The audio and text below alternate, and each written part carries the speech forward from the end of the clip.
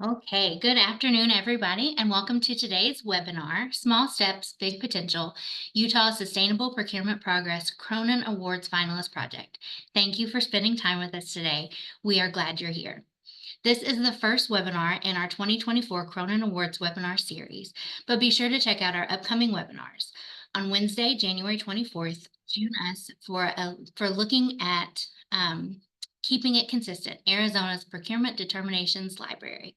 And then join us Wednesday, February 14th for taking a look at taking IT to the next level, Michigan's professional development for IT procurement. Registration is open for those and all the webinars in the series. Visit www.naspo.org to register and look for the webinars tab in the center of the page. We look forward to seeing you there. At the close of today's presentation, you'll be asked to complete a very brief questionnaire. Your feedback is very valuable to us here at NASPO. Today's presentation is good for one contact hour. To get your certificate, simply complete the questionnaire following the presentation.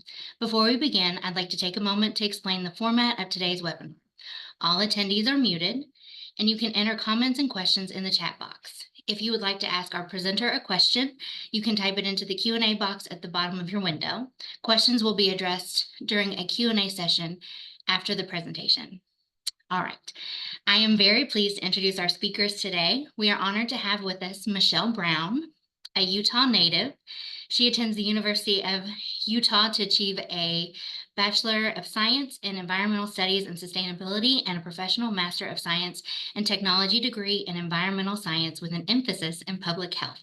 She worked as the environmental coordinator at Utah's Hogle Zoo for 3 years before beginning her current position as the coordinator of resource stewardship for the state of Utah in 2017. As a coordinator of resource stewardship, she works alongside state agencies to further promote partnerships and relationships both within and outside state government to develop air quality best practices for the state of Utah.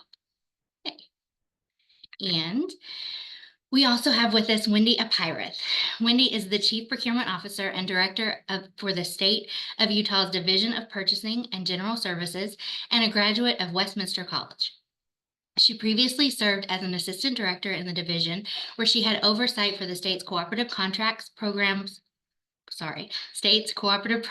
contracts program, along with serving as project manager for the division's special projects. Before joining the state of Utah, Wendy worked in the biomedical technology industry, where she established a supply chain regulatory compliance program and developed a supplier management program in addition to strategic sourcing. In her free time, Wendy enjoys cheering at her kids' sporting events, scrapbooking, and planning home improvement projects. NASPO is grateful to have both of you here with us. So now I'm going to turn it over to you, Wendy and Michelle. Thank you. Thank you so much, Kinsey. You take such good care of us. Good afternoon, everyone. It is an absolute pleasure to get to meet with all of you today. Give me 1 second while I go ahead and share my screen. Kinsey, can you just give me the okay that you can see that all right? All right. Hey. So thank you so much for the introduction. Oh, there we go. I will skip past this slide because Kinsey already did such a nice job for us.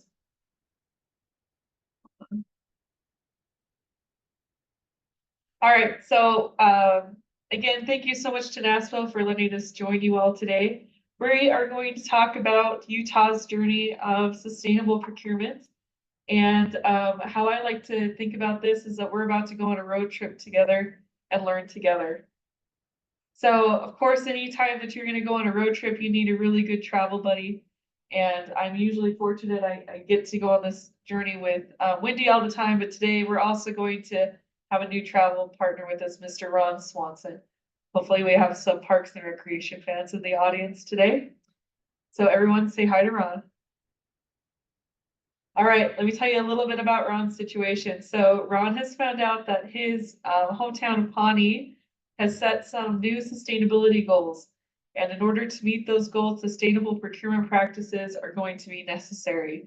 But I'm sure either you've been in this boat or you have a coworker that's in this boat where you don't always have the time to be up on the latest and greatest quote trends, and sometimes sustainability is seen as like popular culture. So he really doesn't quite know where to start. But fortunately, he knows you, and he knows that you are an expert in the area and that he has come to you for help. So before I dive too deep into things, I just wanted to give you guys an idea of the scope of the state of Utah purchasing. So the Utah Division of Purchasing manages over 1,000 cooperative contracts for goods and services used by agencies, local governments, and educational entities across the state.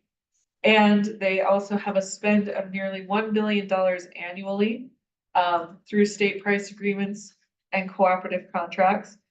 And as I'm sure many of you, since you're all procurement professionals on this call today, are aware, but cooperative contracting really brings together buying power of government entities, resulting in lower prices through volume discounts, higher quality goods and services, and stronger contract terms and conditions.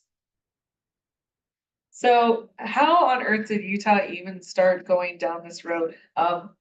Basically, in a nutshell, we got asked to review a technology that we didn't understand. So we had put out an RFP for a building generator. And this was several years ago, 3-ish years ago, I think. And we had a vendor respond to the RFP with a new technology, and they claimed that it was like this amazing new renewable technology. It was cutting edge. And we had no staff or partners on like the RFP committee that could kind of justify that technology, that understood it enough to be able to grade it appropriately. So unfortunately, we couldn't accept their proposal, which is just a really bad spot for procurement to be in. And so we started to ask the question of who do we know that can help us answer these questions, because it's such a rapidly growing field. And at the time, the then director of purchasing knew that I did a lot of air quality stuff. And he's like, well, I think she does some sustainability stuff. I think that's under air quality. And he approached me and we started having these conversations. And that's really how the whole thing got started.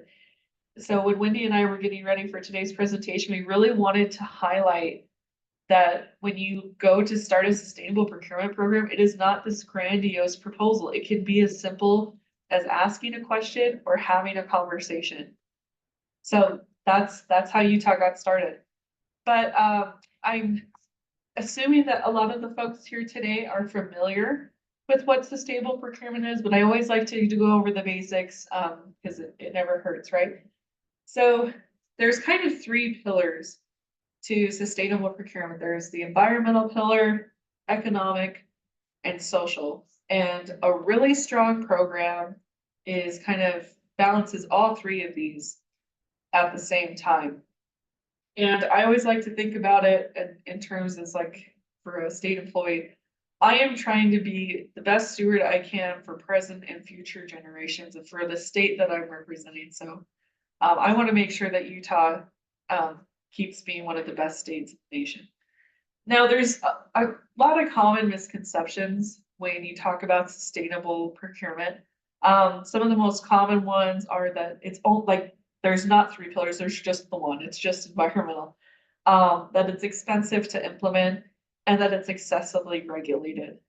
We'll kind of go into answers about how those are, in fact, misconceptions a little later on. But another thing that I want to talk to you about is that sustainable procurement can really look different for like a vendor and a purchasing agent. So for a vendor, sustainable procurement can look like identifying suppliers who are low impact, fair trade, or environmentally friendly. Maybe they're trying to find products that or vendors that are using production materials that have been sourced responsibly. Whereas for a procurement agent, it can look like asking the vendor questions about sustainability, like such as, do they have sustainable products or services? Are those products certified by a third party? We'll talk about third-party certifications later in this presentation today. Are there sustainable alternatives or services available in the market? Like I said, this is a quickly growing field, but maybe, you know, the product or service you're currently looking for hasn't really had like a sustainability lens put to it yet. And really think about what all is included in this space. And when I say what's included in sustainable procurement, it's basically everything. Pretty much anything. I mean, anything that can improve less transportation, less raw material consumptions, lower energy and reduced waste can fall under that sustainable procurement umbrella, as it were. The other thing that for those of you that work in government, you can also put it to this lens of how can we be better better stewards of taxpayer dollars. So sustainable procurement practices result in brand value, and that does matter for governments as well as private industry. And I was doing a little bit of research before a presentation today, and 90% of studies show that effective sustainability standards lower the cost of capital for companies. That was a study done by Oxford. And then another tidbit I found was sustainable procurement practices can reduce procurement costs by 9 to 16%. And that was done by the World Economic Forum. So there's some actual evidence out there of how this kind of a program can be beneficial to your institution. Okay, so we'll talk a little bit about how we got really connected with a lot of community partners, but one of the first partners I want to call out is Dr. Nicole Darnall. She's with Arizona State University, and she gave a presentation for us a few years ago.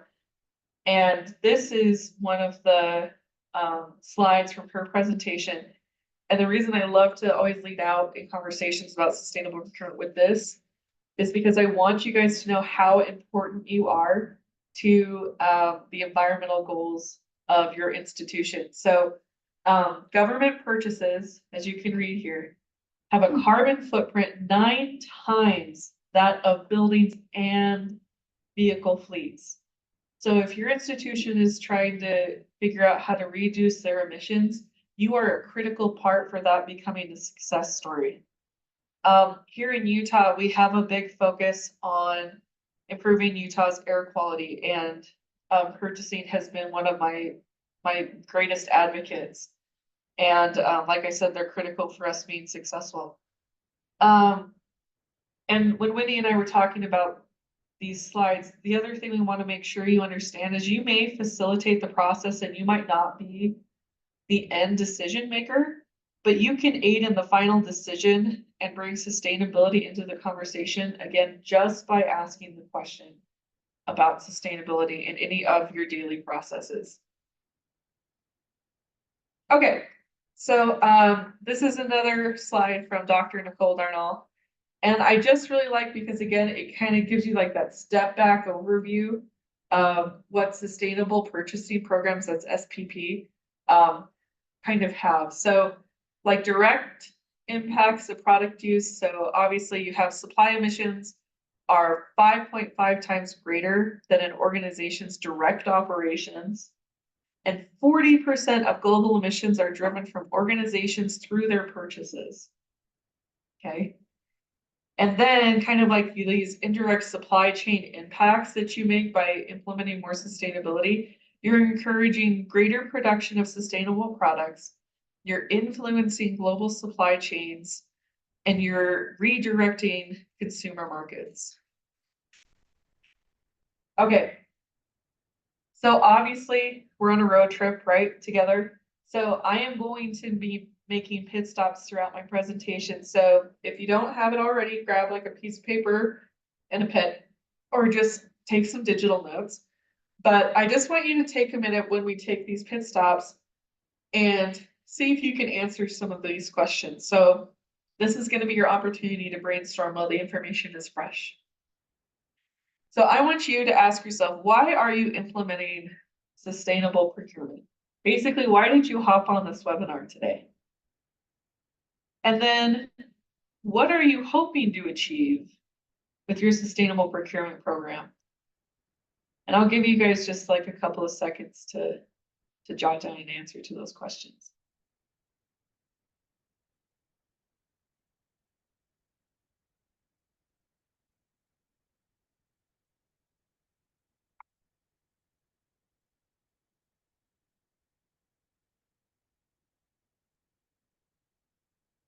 Okay. We'll keep going, but again, kind of keep these ideas at the forefront of your minds as we continue chatting together, all right? Okay, so, let's see. Okay. So when we are talking about getting started, with your sustainable procurement program, I want you to know that you're not starting from scratch. So very frequently, your institution already has lots of data available to itself. You're already probably running a lot of those reports. And much of that data you're already pulling could easily help you establish that baselines to a sustainable procurement practice. So I'm going to go over just a couple of the tools that the state of Utah has utilized over these last few years to kind of give you hopefully like a spark or an idea of what you could utilize. So one of the first ones is we partnered with Amazon Business and we developed an Amazon dashboard in fiscal year 2022 and basically allowed us to track all of our climate pledge friendly products that were purchased. Now, if you're not familiar with what climate pledge friendly actually is, it's a program of Amazon's which highlights products that are certified by one of the sustainability certifications featured on Amazon's certification page or by Amazon's own Compact by Design certification. Now, when we first started using this dashboard for fiscal year 2022, we found out that only 1% of our purchases were actually climate pledge friendly.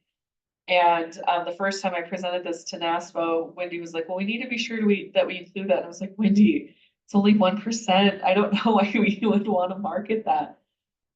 But she was totally right. The reason that it's so important is because when you get this data, then you actually know where you're starting from. So for us, hey, it's 1%, but now we know that it's 1%. We have nowhere to go but up.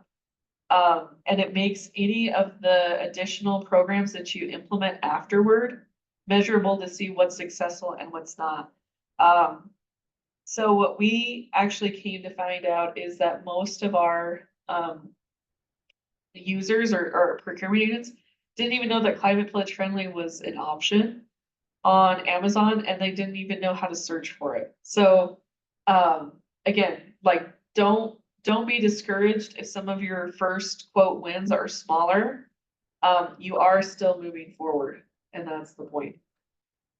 So another Utah tool that we have is the Think Utah Quote Local tool. And essentially, this is like a quote local search engine. So a user can filter by the county, the city, the zip code, or an industry. And in fact, I took a little screenshot here for you so you could take a peek at it. And this link as well, I think these slides are shared. You can also directly go to the Think Utah Quote Local too from that link. But again, very simple, right? Very clean. You've got your different drop downs. And as you can see kind of at the bottom of this image, you've got the business name, the address, the city, the phone, the industry, and the number of employees. And I kind of wanted to explain, why does buying local matter? Like, why are we using this as an example? So actually the state of Maryland, their Department of Environment is what theirs is called, says that buying food and goods transported out of state generally requires more energy and sourcing than sourcing these items locally. The farther away our food and products come from, the more fuel that must be used to get it where it needs to go. Okay, that makes sense, right? We've heard that before. But another one that I thought was kind of interesting was from energy.gov. Buying locally means reducing fuel costs and greenhouse gas emissions that result from non-locally grown food being transported from distant locations. American food travels an average of 1,500 to 2,500 miles from farm to table, according to the World Watch Institute. I had no idea that my apple for lunch had to go that far. And then just like one other tidbit from Michigan State University is local businesses are owned by people who live in the community, are less likely to leave, and are more invested in the community's future. Shopping at local businesses creates more local jobs. Now, I want to be really clear on this website. We are not doing preference for local. This is just another tool to educate our users that there are local vendors available and they can find them for themselves using this tool easier. One other kind of unanticipated win with our Think Utah Quote Local tool is that a lot of our legislators like that the tool is out there because they found out like, oh, now I can like see the vendors of, you know, in my constituency and they like that. So sometimes like there's these, I don't know what you call it, like tertiary benefits that pop up from your program. So definitely look for those as well. All right, so you heard me mention it a few times about third-party certifications. So third-party certifications, they're optional, but in case you're not familiar with what they are, it basically means that an independent organization has reviewed the manufacturing process of a product and has independently determined that the final product complies with specific standards for safety, quality, performance, or in these cases, sustainability standards. Sometimes third-party certifications are also called eco-labels. But I want to make a couple of things like really clear when you start playing with third-party certifications. They vary in strength and thoroughness, and the level of verification. So not all certifications are complete without considering other attributes. Some of these are single attribute certifications and are based on only one criteria, like energy efficiency, for example.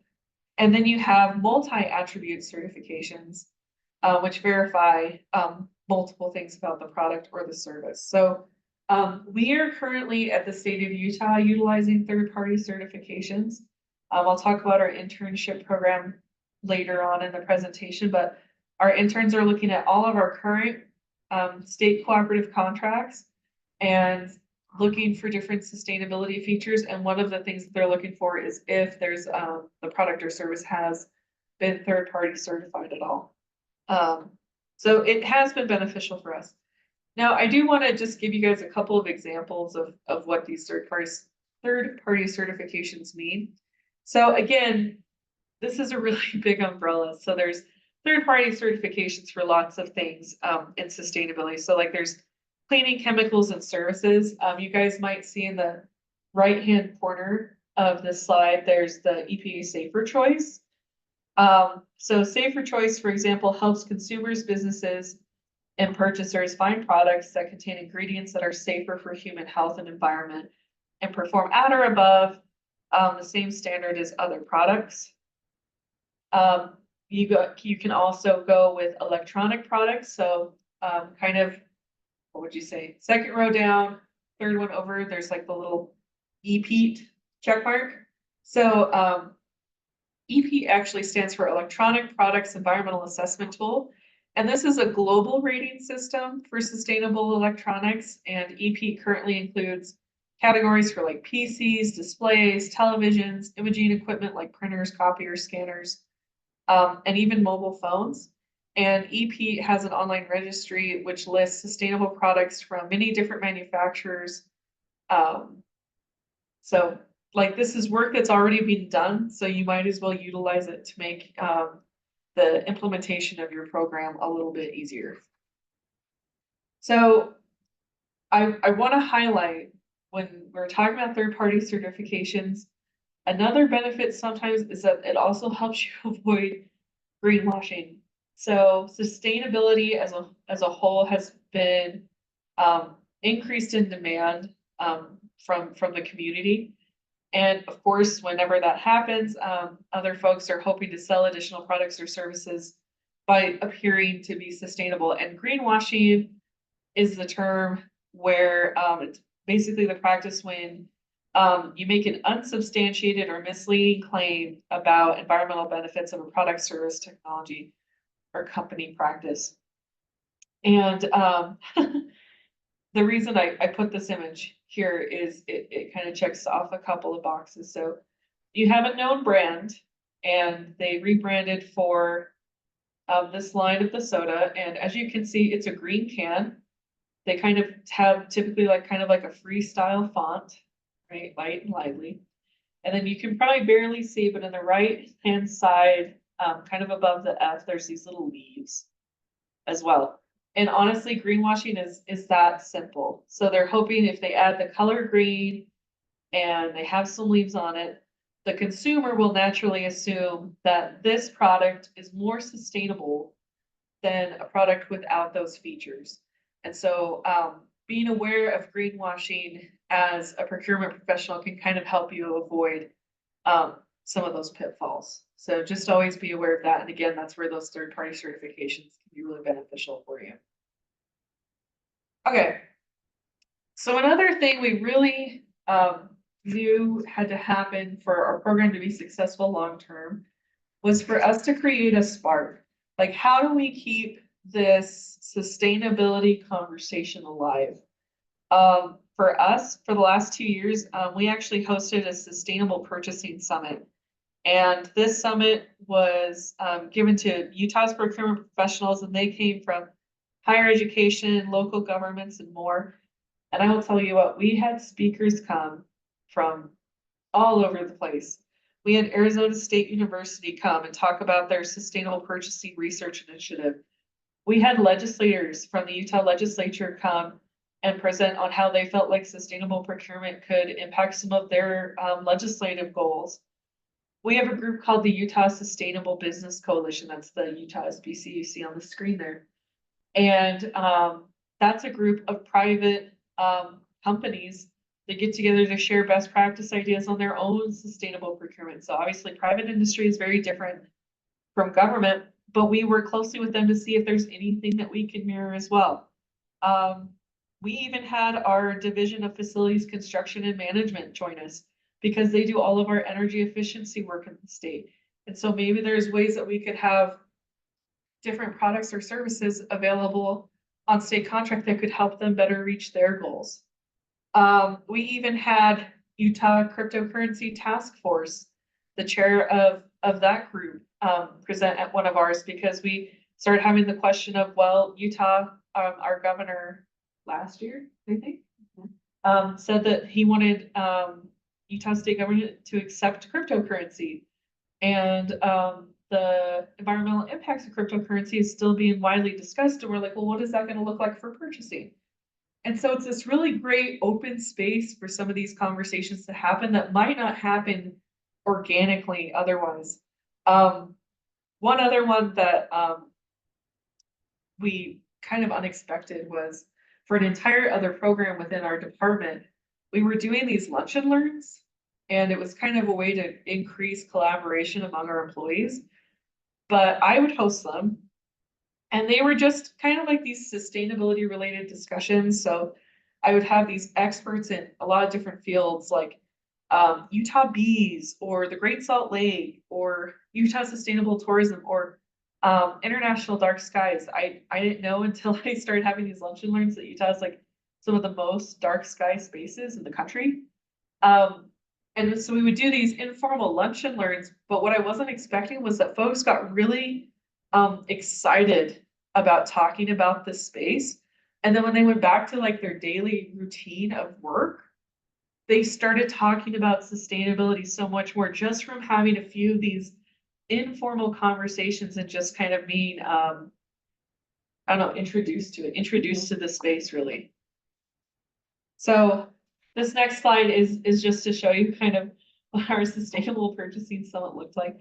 Again, sometimes if you can find the support system to just try some things, it's gonna be worth it. And our sustainable purchasing summit has evolved over the years too. So like our first 2 years, we had one summit, and that was all you talked about was sustainable purchasing for like that meeting. And then as we kind of, got feedback and kind of had some more internal conversations, we're like, this is great to have like this one big event, but we almost need to keep it at the forefront of everyone's mind. So I feel like we need to have like, instead of one whole day, like 30-minute presentations throughout the year so that people don't forget to like have this as part of their routine. So just know that things change. Like we are constantly learning ourselves and working to make it the best program we can. So you've heard me talk for for a little bit here. Let's take another pit stop. Ask yourself a couple of questions. Could third-party certifications help you?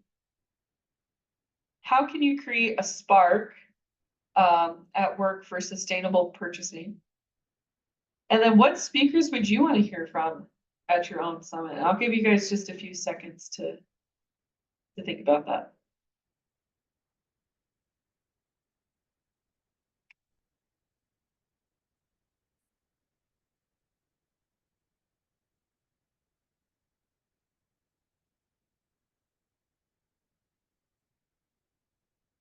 Okay, let's keep going because I know we're on the clock. All right, so I'll have Wendy take this next slide, but we just want to make a couple of clarifications when we're talking about preference versus education.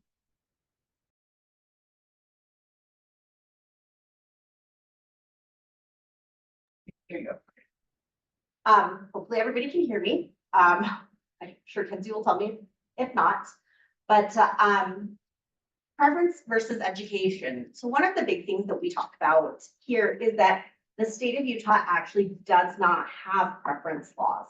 We all know that there are requirements in different states and different statutes and ordinances that have, you know, small business requirements or diverse supplier requirements or, you know, sustainability related preferences. We don't have that, and there's no intent, knock on wood, as our session is opening next week, that there's not going to be a change to that, because we see that there's a potential to limit the ability of our Utah vendors from growing beyond the state of Utah if we do put in some of those just based on reciprocity laws. But because there is no preference, one of the big things that we've shifted to is actually focusing on the education of it. Because just because it's not a preference doesn't mean, back to what something Michelle said earlier, is that doesn't mean we can't ask the question, right? We can always ask the question about sustainability. And it's one of those things where we can look for the opportunities to educate those agencies that we're partnered with, that are looking for you know, different products in technologies and services and, you know, and commodities, and just help them to remember to ask the question. Because even if it's not scored, even if it isn't something that could overall be part of their thinking and solution basis, it could still be something that opens that door to something, you know, to a sustainable solution that's going to be really beneficial in the long run.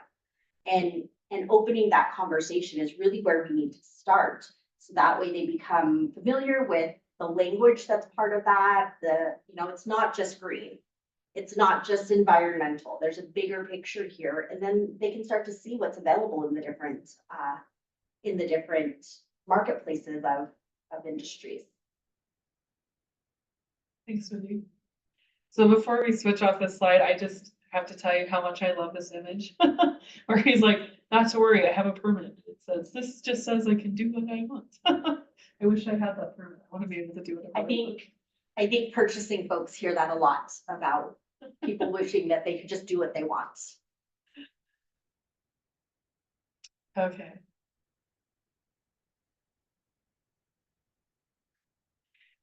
So you kind of heard me just briefly touch on it earlier, but to have a really successful program, definitely look for your advocates and look broadly.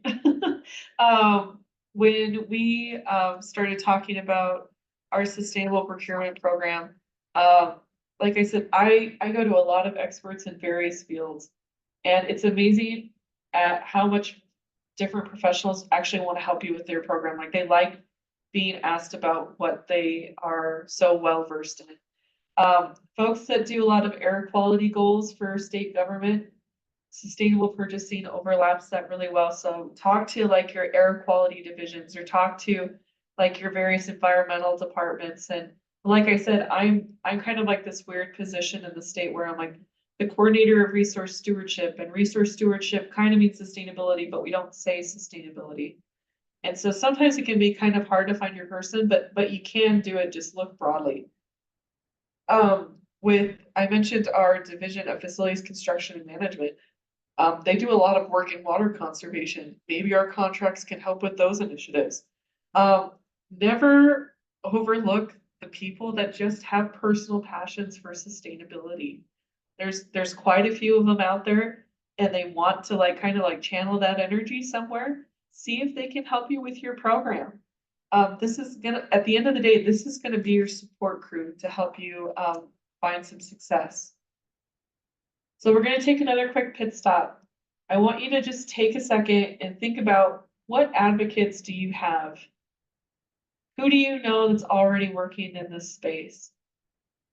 And if I could hear all of your mics, I'm sure I would hope I would hear some scribbling noise right now, because someone that is talking to you right now could be listed on your sheet, right? State of Utah is working on this. So Michelle Brown could be on your list. Wendy Apirath could be on that list. But think just for a second of who else you could reach out to.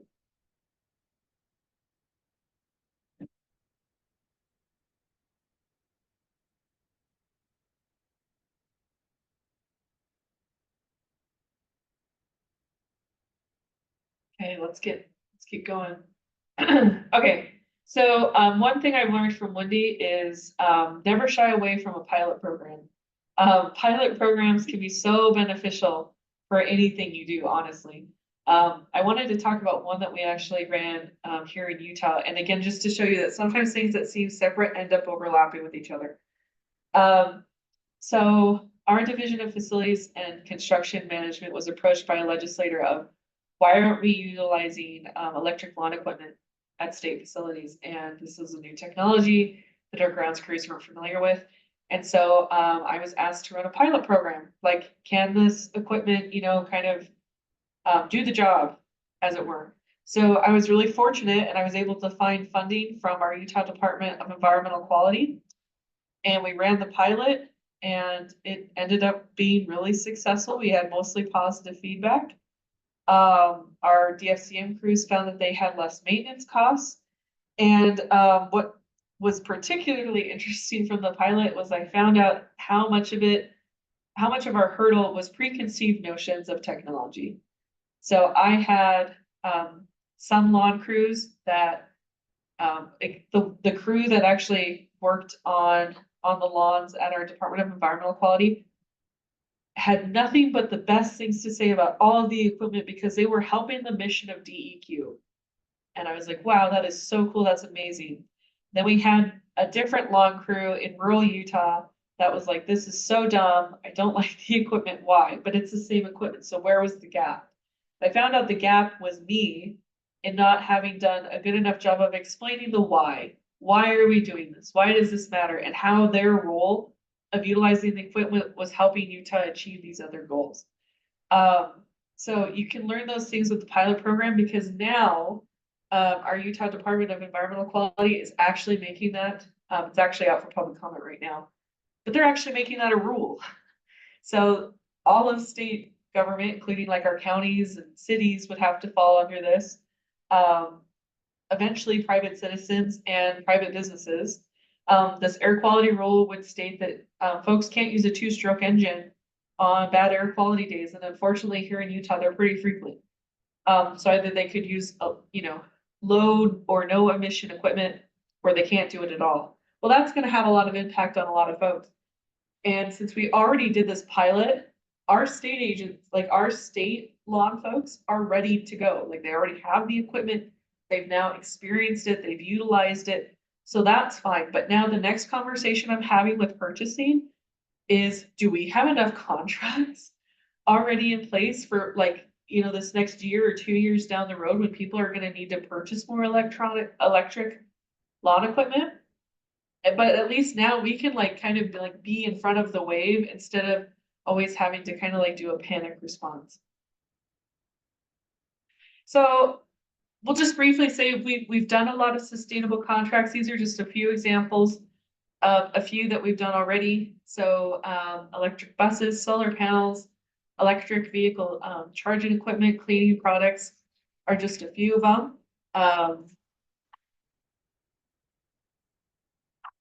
So we keep getting more, like I just helped another procurement agent a couple months ago review if there were any sustainability features in, I think it was like our food utensil contract and sodas.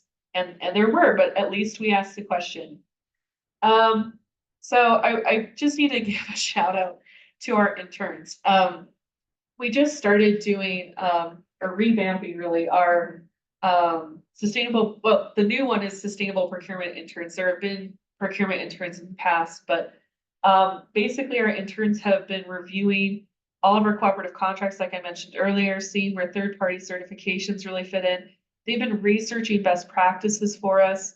And it's really a great benefit for the intern as well, because this sustainable procurement program at the state of Utah is so linked with the community and partnership development. It's a great networking opportunity for these interns that aren't totally sure yet, like where they want to go, but then they can meet all these people that do all these cool things and kind of see what particularly sparks their interest.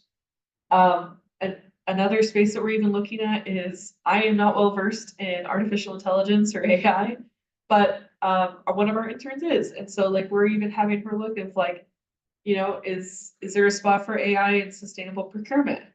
And she's helping us answer that question. I do just want to briefly call out this image on this slide. Underneath the green arrow was our first purchasing intern, and the gentleman under the blue arrow is actually with our Utah Division of Facilities Construction and Management. And all of these other folks in the photo are actually with our University of Utah Industrial Assessment something center. And the reason it's cool is they are inside of the state capitol building and they are looking at energy efficiency of the space. And so we were there to see like, are there products or services that like maybe DFCM needs to utilize? Are there new practices that we're not even aware of, like new technologies or anything like that?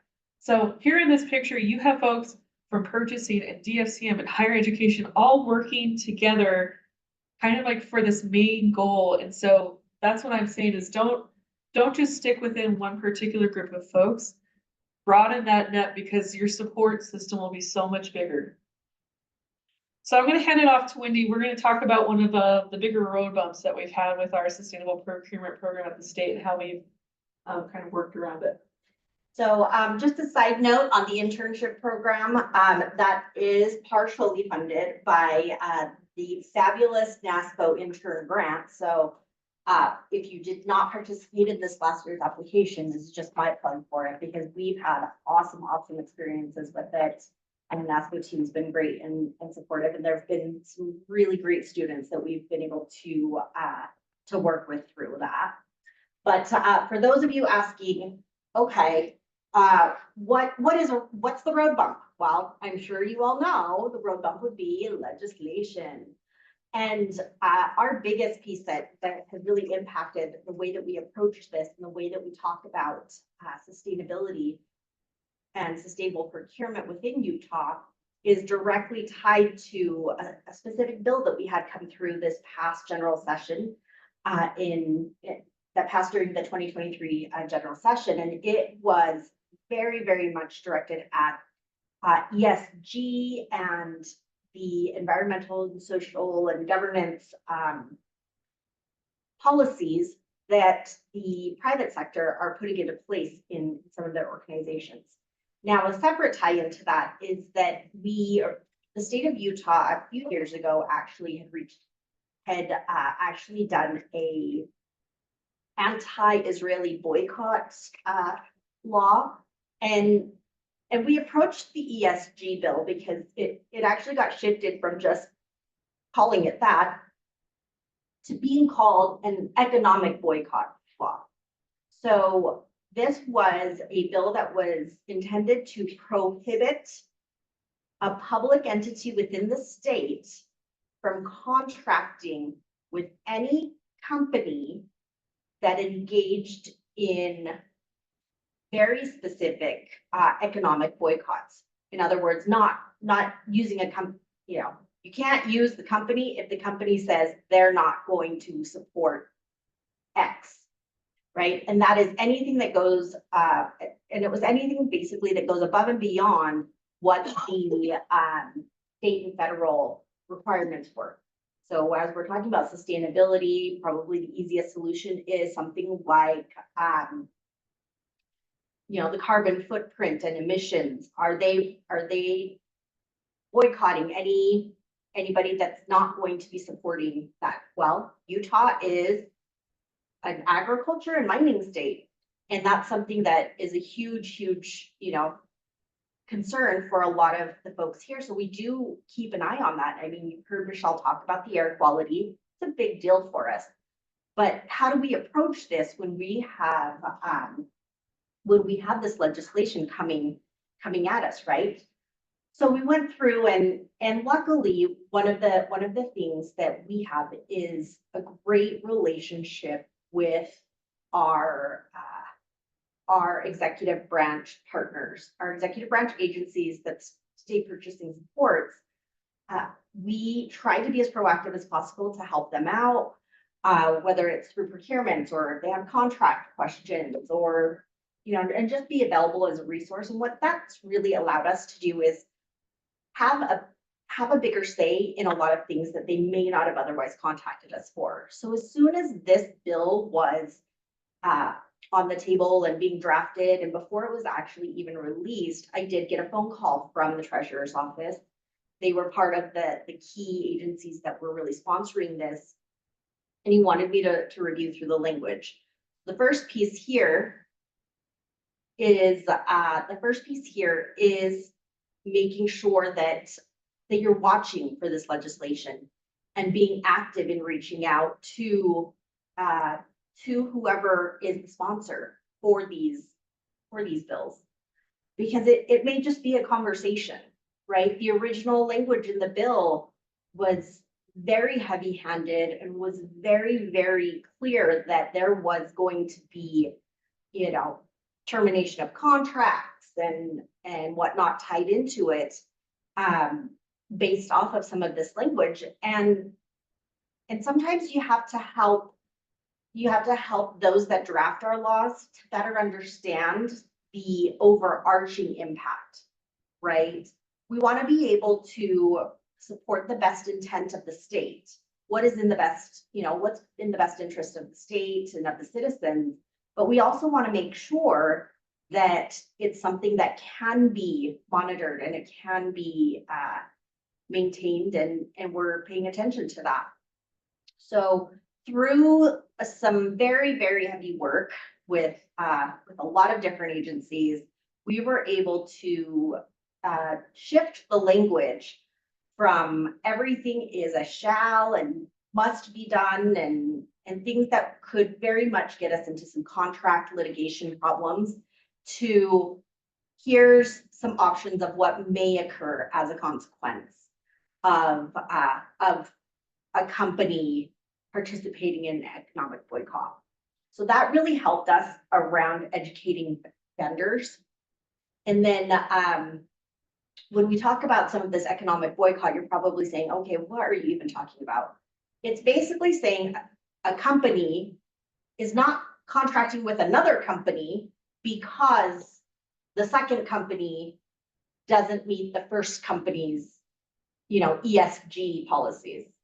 So for example, if Michelle decided that she was anti-farming because she's anti-farming, and then I chose to not work with her because she is anti-farming, and that doesn't meet my ESG rules, then that would be an economic boycott, because that's an economic impact, right? So what's listed in that boycotted company blue bullet underneath there is actually some of the language directly from the bill. So it does call out really specific issues that are tied into a lot of the state of Utah's policies. And those are very particularly the ones that are called out within that economic boycott. Now, there's always an exception to every rule, every law, right? So where does this not apply? Anything less than $100,000. any contractor who has less than 10,000, oh, yeah, we can go back. Somebody just asked if you go back to the last slide, but I can still keep talking. This also doesn't apply if a contractor has less than 10 employees, because it may just not be feasible for them. And then if there is,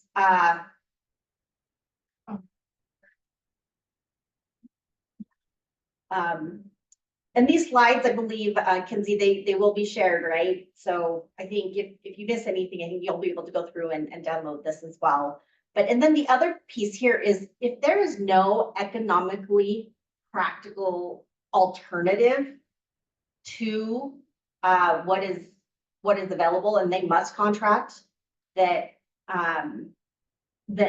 you know, or if it's related to the acquiring or disposing of the goods and services, or debt obligations or investment funds, then there's exceptions here, because there are some times where it's just not going to make sense.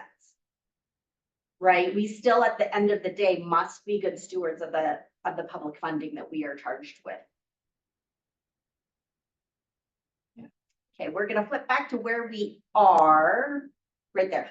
So what did we do to say, hey, where's our meat in the middle, and how can we be proactive in our approach to this? So we added some boilerplate language within our solicitations.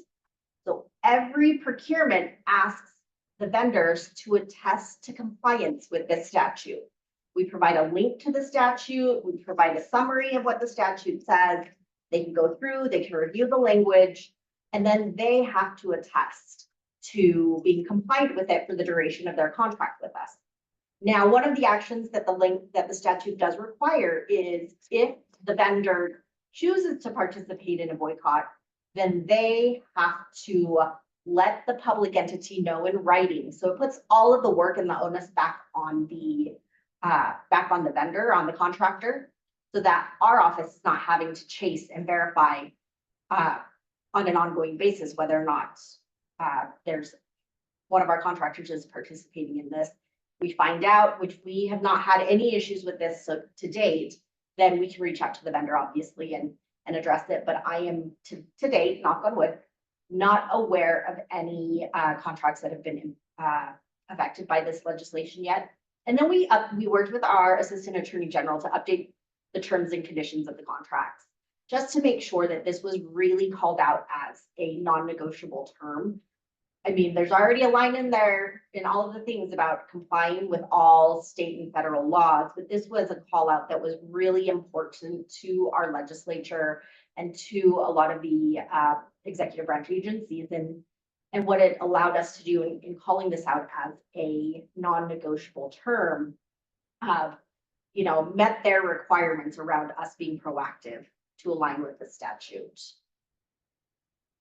So really at the end of the day, I think this is a big piece of thinking about how you can continue to work within the guidelines that you're given. I know that there are a lot of states that have, well, at least a few states that have much more stringent policy than what we have in place, but you do really have to think about, how do you put a program in place that's going to survive regardless of how your administration may change? Because we did have an administration change, actually multiple. We've had, you know, a gubernatorial change. We've actually had an executive director change. So there's been a lot of different perspectives that are tied into this. And for us, in our focus on education, as opposed to mandates and kind of being heavy-handed on that side, it's been really helpful for us to continue the conversation and continue working with agencies to grow the considerations for sustainability. Thanks, Wendy. So I'm going to kind of just breeze past a couple of this. We have some time for Q&A, but just know that this is a journey. It's not a destination. It's okay for you to start small. And the more that you share your experiences on what is and isn't working, not only are you helping yourself, but you're also helping others that are in the same boat as you. So thanks for helping Ron get back on track. He's got his support team and he can make his sustainable procurement goals successful. And with that, we are open for questions. Hey, awesome. Okay, so we do have one question so far, and it asks, how do you keep the sustainable purchasing conversation going, and how do you stay connected in and outside of government? You want me to take that one? You know what, let me start it, and then I'm gonna pass it over to Michelle here, because I can talk about it on the procurement side, and I think the inside and outside of government is really Michelle can add a lot of color to that. But for state purchasing and for us as we're engaging in procurements, it's really just asking the question. It's sitting in a meeting, working with the agencies and understanding their needs and what they're trying to solve, and then asking the question to say, hey, you know, do you want to also include a category for green and sustainable products? Or do you also want to ask them if they have, you know, environmentally friendly solutions or whatnot? And it's really just asking the questions so that they hear it and they really don't see it as anything different other than just one more potential boilerplate part of their procurement that could open up some opportunity for them to get some different pricing and allow for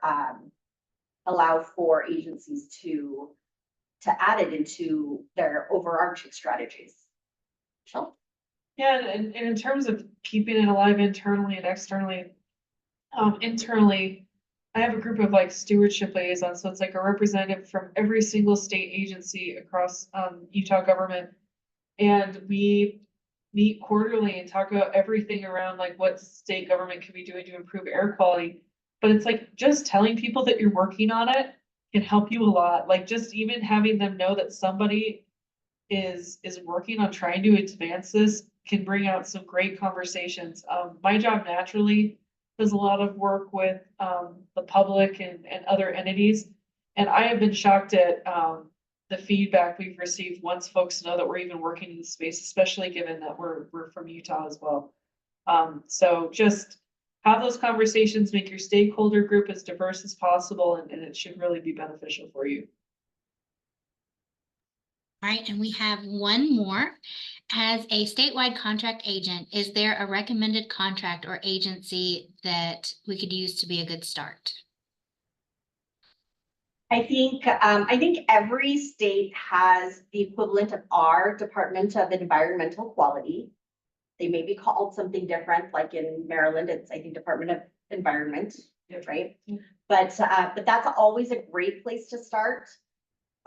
In addition to that, an agency like Agriculture and Food actually may have some projects where there could be a little bit more sustainability focused, and whoever manages your state parks, for us, it's our Department of Natural Resources. They do so much work in conservation, but sometimes they are trying to look for some of those out of the box solutions. And a lot of times things that play into the S and the G part of that ESG piece is really helpful as well. All right, awesome. Well, I don't see any more questions coming in, so that is going to conclude today's presentation. I really want to thank our presenters, Michelle and Wendy, for the valuable information that they've shared today and for working with us here at NASPO to bring it to you. Thank you all for attending this webinar today, and you will all receive a follow-up email containing today's slides and materials. Remember, this webinar qualifies as one contact hour for your continuing education credits. To receive your certificate, simply fill out the survey in your browser window once you've exited this webinar. This webinar has been recorded and will be available for viewing on the NASPO YouTube page in the coming days. Questions entered into the chat and Q&A boxes have been saved, and we will try to follow up by email for any ones not addressed during this presentation. Don't forget to check out the upcoming webinars and other events at naspo.org. Thanks again to our wonderful presenters, and thank you to our guests. Have a great day.